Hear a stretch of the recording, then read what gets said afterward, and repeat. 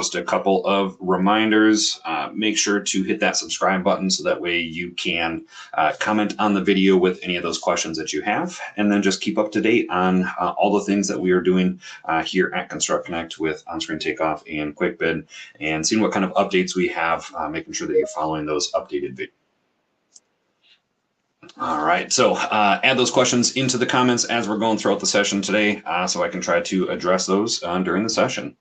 But let's go ahead and jump in. So, oh, and actually didn't jump through my other slide here real quick just to make sure that we're going to talk about what we're going through today. So we're going to first review our takeoff that we did on-screen takeoff last month. Then what we'll do is connect that to QuickBid, see how we can add those assemblies to quickly price all that work out. We'll look at our walls, our ceilings, our doors. Then we'll review our production and our material pricing, make sure that that is all accurate. And then we'll look at some reports, proposals, and then, like I said, any questions that you have throughout our session today. So now we'll jump over to on-screen takeoff. So looking at on-screen takeoff, last month we took a look at doing some wall takeoff, some ceiling takeoff, some door takeoff, and making sure that we were getting the results that we needed for all of those different items. And let me turn my camera off here so you guys can see that screen a little bit better. All right, there we go. Okay, and so we had, we set up those conditions. We made sure that we were getting the square footage. So actually I'm going to open up these walls, just talk about what we did with some of that, just to make sure we have this set up correctly. Typically, a lot of the other takeoff that you're doing in on-screen takeoff, you're leaving that quantity 1 as length because QuickBid's going to do the calculation for you. In the case of painting, you do want that set to surface area if you're doing attachments, if you're removing the square footage for doors, windows, anything like that, because otherwise QuickBid is not going to recognize those reduced amounts. So we have this quantity 1 set to the surface area, so we are getting that reduced square footage from takeoff that is going to go over to QuickBid. So we'll look at that in just a minute. We've got our notes in there, so that way we have that information going over to QuickBid. We make sure that we're putting the right material and the right labor onto that on the QuickBid side. So that's our walls, our doors. We are then doing the same concept where we are putting the surface area in that quantity 1, so that way we can use some of those same items to get the results that we need when we get over to QuickBid. We still have our count. If we needed a perimeter for trim around the doors, anything like that, we could add that in to those doors as well. And then ceilings, typically quantity 1 is going to be the square footage anyway, so we really don't have to change the way that our ceilings are set up. We have that area set first. So we have our walls, our ceilings, our doors. We have all those, all that takeoff completed here in on-screen takeoff. Now to connect this to QuickBid, we can have it set so it automatically connects as soon as I create the bid in on-screen takeoff, and it automatically creates the bid in QuickBid. But if we don't have it set that way, then we just go to the cover sheet up at the top. And then in this price using box, this is where we are going to change that to from the estimate tab to QuickBid Interactive. When we do QuickBid Interactive, it is going to connect to the database that we are currently working in. And I don't know that that is actually the right database that I want to be in. Just double checking here. All right, so since I had already connected this to another database, it is connecting to that one. So we'll get into that later, but that's where I would connect that to QuickBid. That's going to go ahead and connect and pull up that correct database. I have another bid that's already connected to QuickBid as well. All right, yeah, so it's not wanting to pull up that correct one, but let me go ahead and show you here. We have so I have a painting estimating bid here in QuickBid, and I'm going to go back to on-screen takeoff, and I'm just going to show you that one. And let me go back to my projects. And so this is going to, here is my painting estimating. I'll go into that one, and then I'll go into QuickBid. There is my painting estimating. So that is the bid that we are looking at. Once I have that connected, and looking at those conditions. So what I'm going to do is show you what that connection looks like. So once I have on-screen takeoff connected to QuickBid, my numbers are going to go directly from one into the other. So that way I am getting all of the results that I need. Now, looking at QuickBid here and just giving this a second to load. All right, and all right, let me set this back to, and so this one it had disconnected, so I get that little red bar across the top. Just make sure to change it from manual back to interactive, and then once I click OK, that'll go ahead and reconnect. So that way I'm making sure that all my numbers are going directly from on-screen takeoff into QuickBid. So if you ever get that red bar, just make sure that you reconnect that, so that way you're getting all those results directly from on-screen takeoff into QuickBid. So I'm going to go side by side here with on-screen takeoff and QuickBid and getting these pulled up side by side. And so I have, let's go to my paint one, exterior wall one side. Now you'll notice that number does not match that number right now because these results are per page. So if I go to my summary tab and I look at that number, there is my 4,670. There's my 4,670.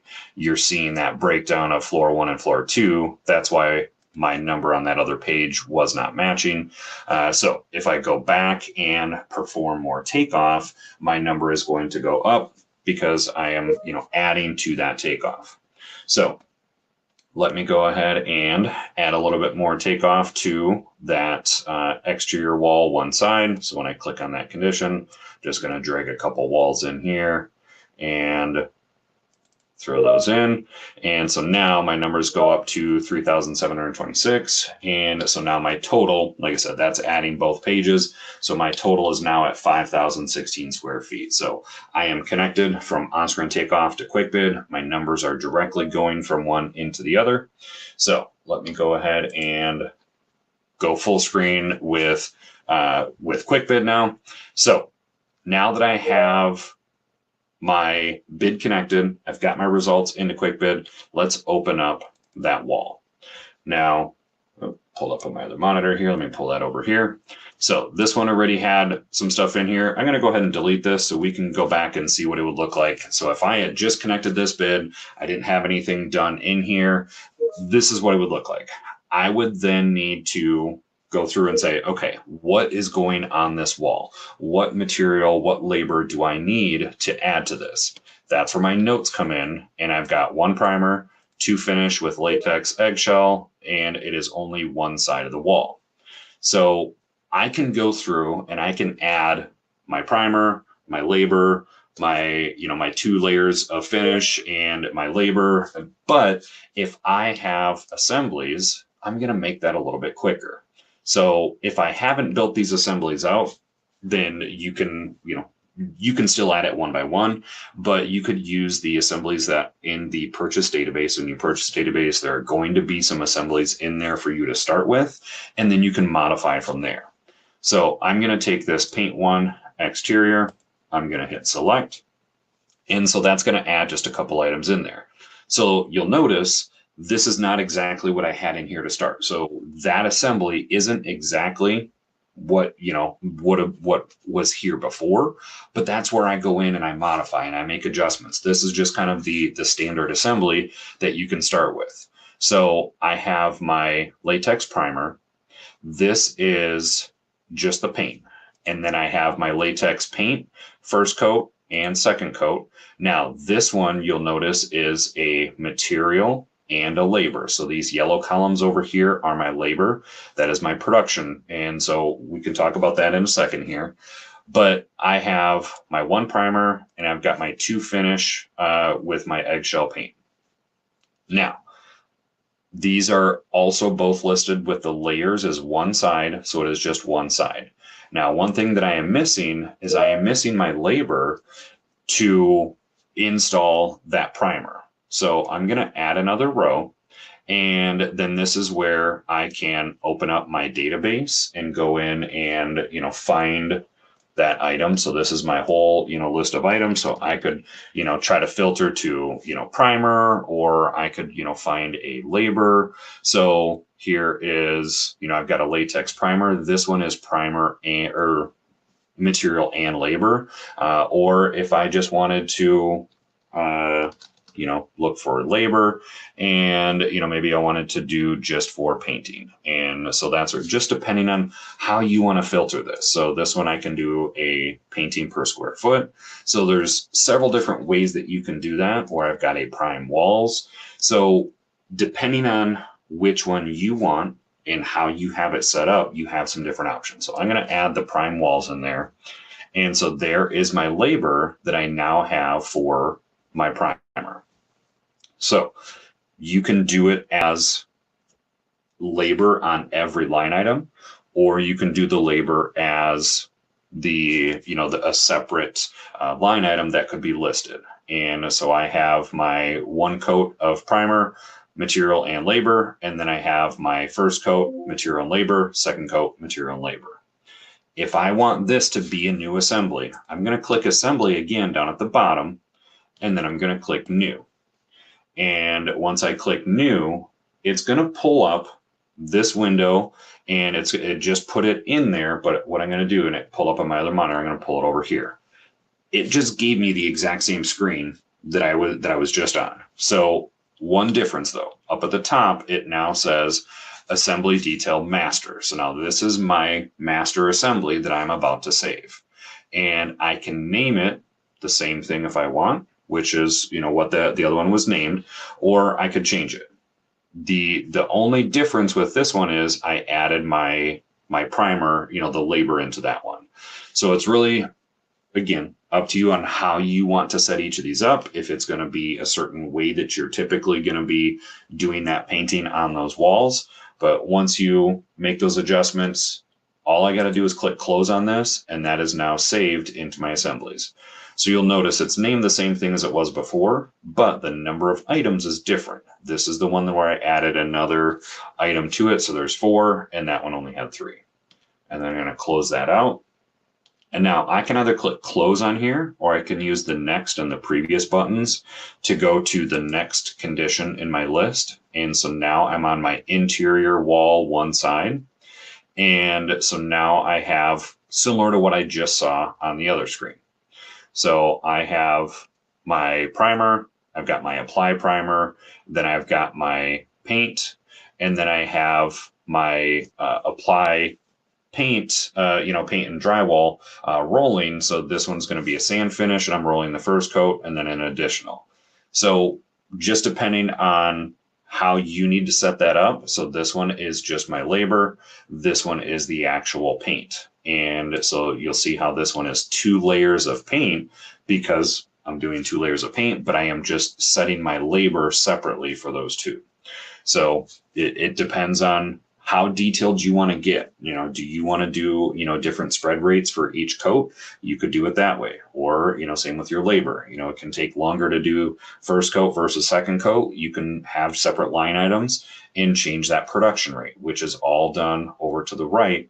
And so you can see this production rate is slower for the first coat and that versus the additional coat.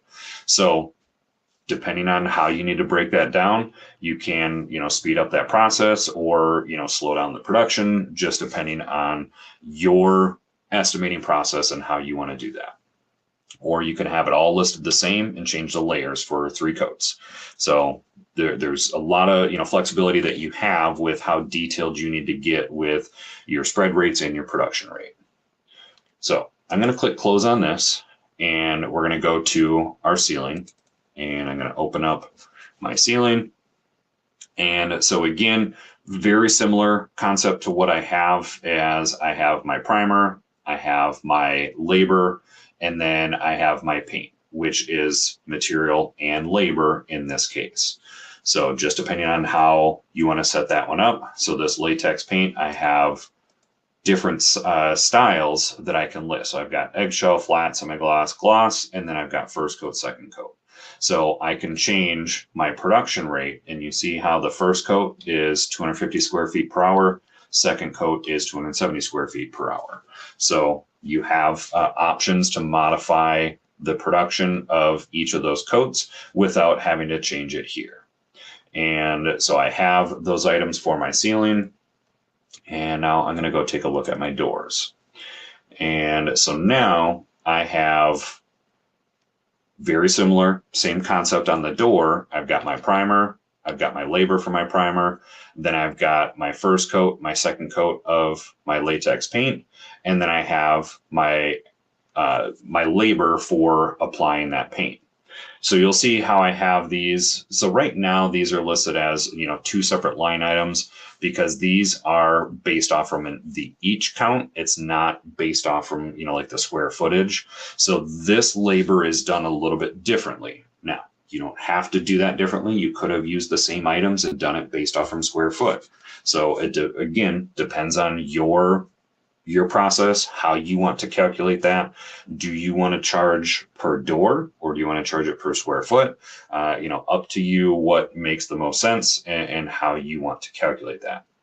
Now, I am going to go to my next line item here. And one thing that I did, and last month we talked about if you are using takeoff boost to do your takeoff boost does not create attachments for your doors. It is just a door count.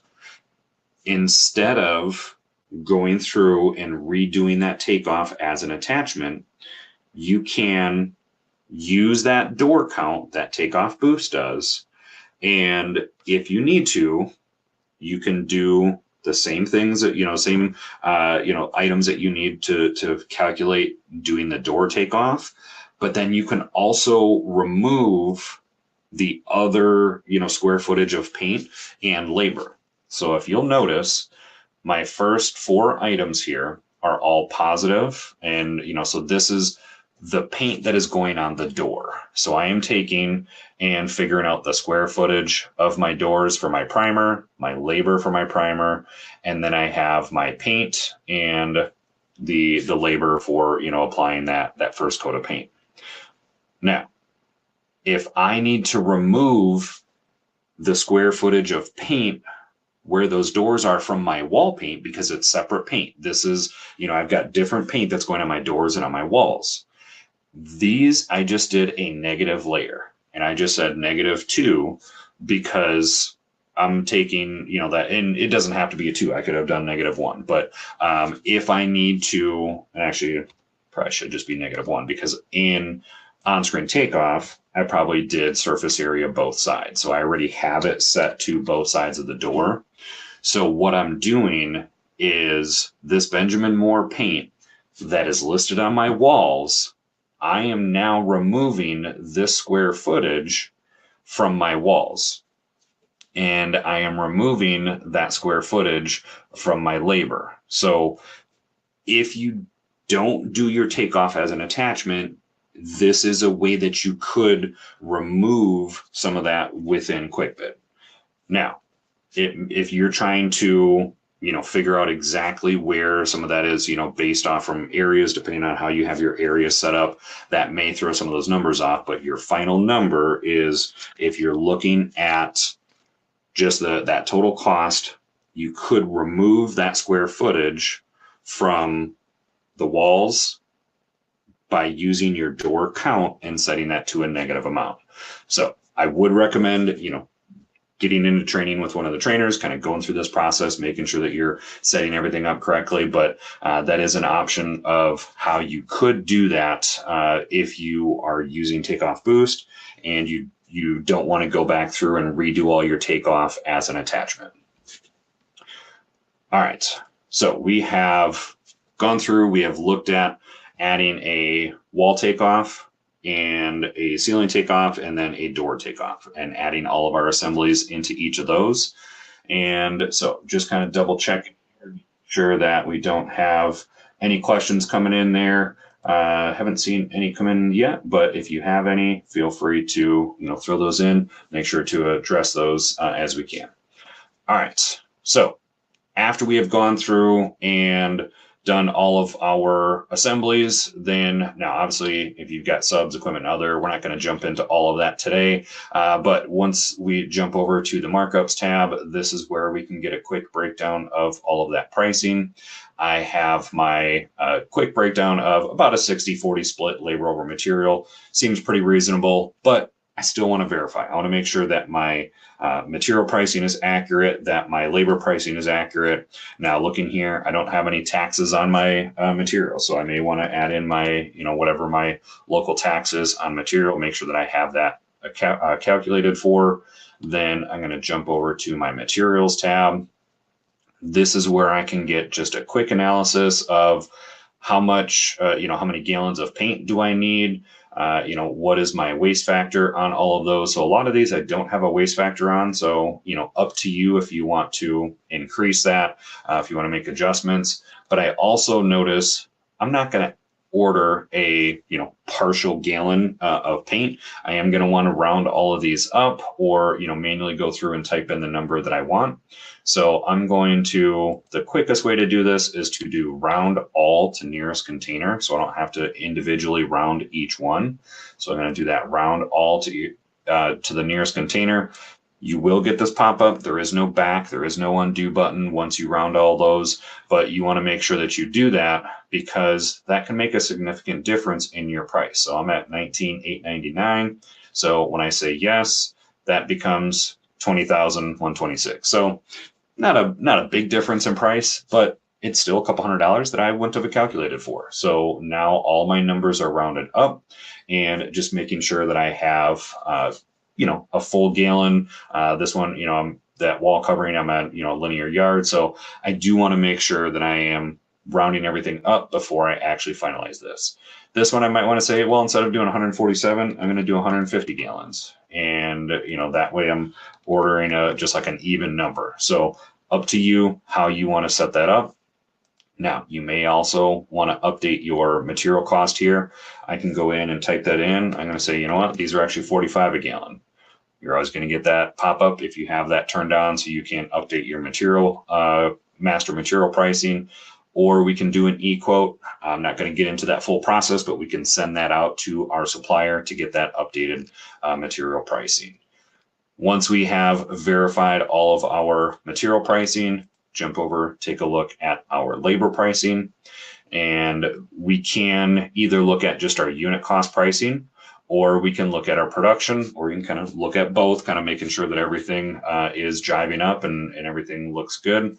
But this is where you can, adjust that production rate if you need to. If I say, I just want this back to whatever my base amount is, I'll put that back to 100%, put this one back to 100%.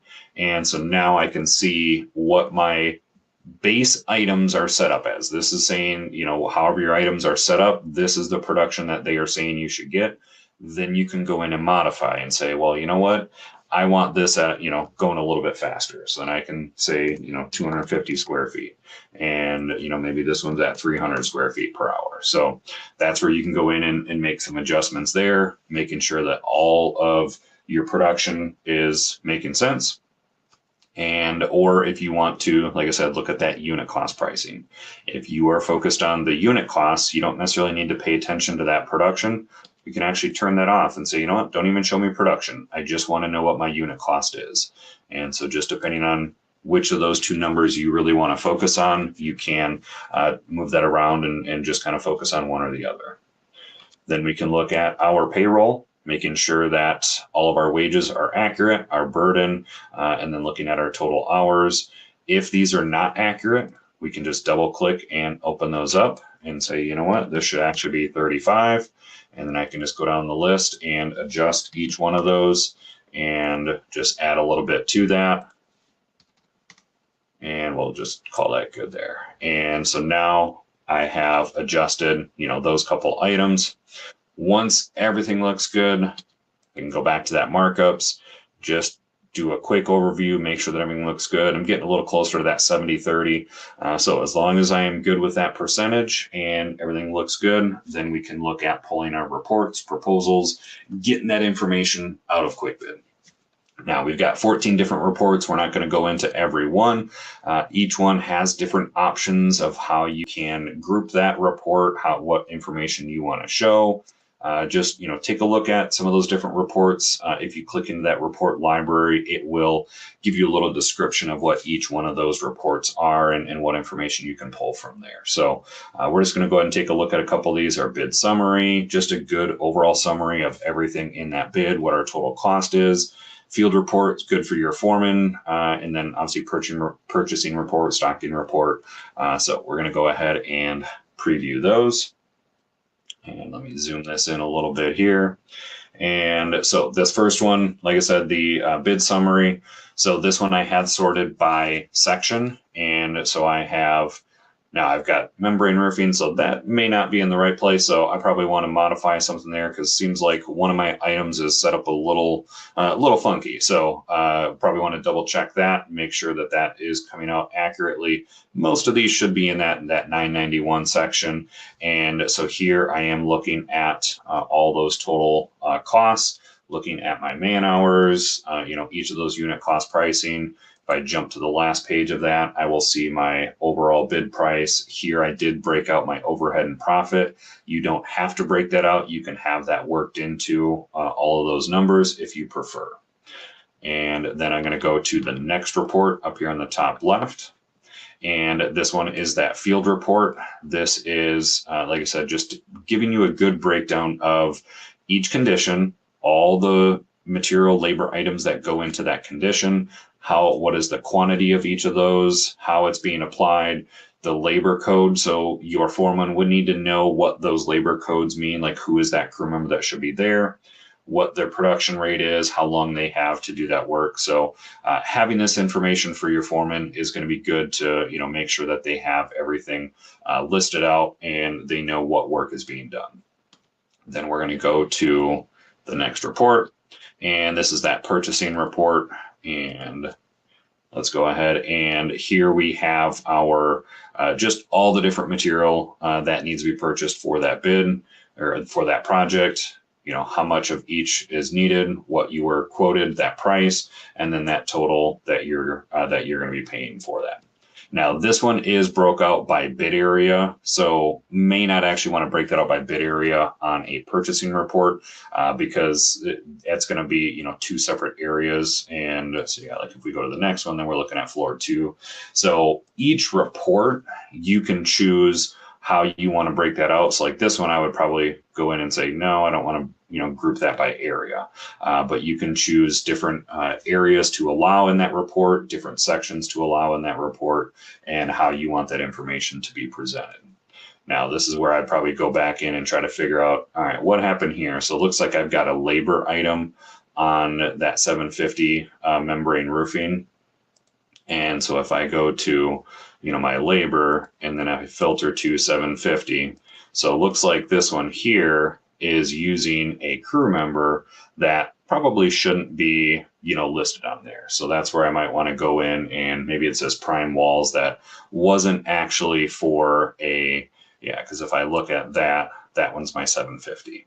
So that's where I can just switch that to my division 9, put that on my 991. Now I'd probably want to go in and change that item if I was going to be using it on painting, but now I can go back to my markups and I got rid of that section. So just a quick little analysis there of how to figure out, hey, this shouldn't be here. How can I figure out where that should be? And real quick, let's look at our proposals. So we have template proposals that are in here. Get into custom training if you need to modify these, make adjustments to that. But we can walk you through that process on utilizing the proposals, what information you can get out of there, how to set up your own custom proposals. I'm just going to run a quick proposal here. I'm going to do this one by section. And so that one is, I'm going to go ahead and click OK. And that's going to run that proposal. Now, a lot of times when you run it, you think it's, just kind of sitting there and spinning. It pops up on another monitor, or sometimes it pops up in the background. So yeah, it's on my other monitor here. So I'm going to pull that up. And so here, I'm going to go ahead and look at that proposal. As much detail as you want to include, you can, go ahead and like this. If I had added more details, it could have pulled that information into this proposal. But then I have each section broken out. If I had equipment, other subcontractors, then I've got my base bid amount. If I have alternates, change orders, my inclusions, exclusions, all that can be modified ahead of time if you want to, have the standard information that's going into that proposal. That can be done ahead of time. So all that detail can be pulled out at the end of that bid. So, make sure, like I said, reach out to get into your custom training session if you haven't already, so you can get a little more customized on, those proposals and what details you can get out of QuickBid. So that's all I have planned for today. I don't see any questions coming into the comments just yet, but if you have those, make sure to throw them in. Some of our other events that we have coming up. So next week we have detailed estimating with on-screen takeoff and QuickBid. So we'll be kind of doing a good demo of a little bit of what we did today, but a little bit more in depth on some of those different items. On October 8th, we have pre-construction for MEP. So if you are in the MEP field, we got some options there for you as well. And then our chief economist is going to be doing strategies to power your 2026 business plan. So I think that's going to be a great session on the 22nd. And then we do our monthly product roadmap every last Wednesday of the month, which is happening right now over in Goldcast if you want to check that out. And then next month, we're going to do flooring takeoff, and then we'll finish the year off November 19th with flooring estimating for our final session for our impact drills. Then we do in-person classroom training. We got those coming up, Salt Lake City for PlanSwift. On-screen takeoff QuickBid will be in Cincinnati, and then all of our products will be in Phoenix in November. So if you're interested in those, reach out to your account manager. They'll get you details on purchasing and registering for that. So if you need more support in on-screen takeoff QuickBid, make sure to fill out that how do I form, reach out to tech support, customer success, or reach out to the Academy team if you have any specific questions. But I want to make sure to help you out with any of those questions that you have. But that's all I had for today. So hopefully you picked up a few new things that you can do with your painting, estimating in on-screen takeoff and QuickBid. But that's, like I said, all I have had for today. So just remember, construction starts here.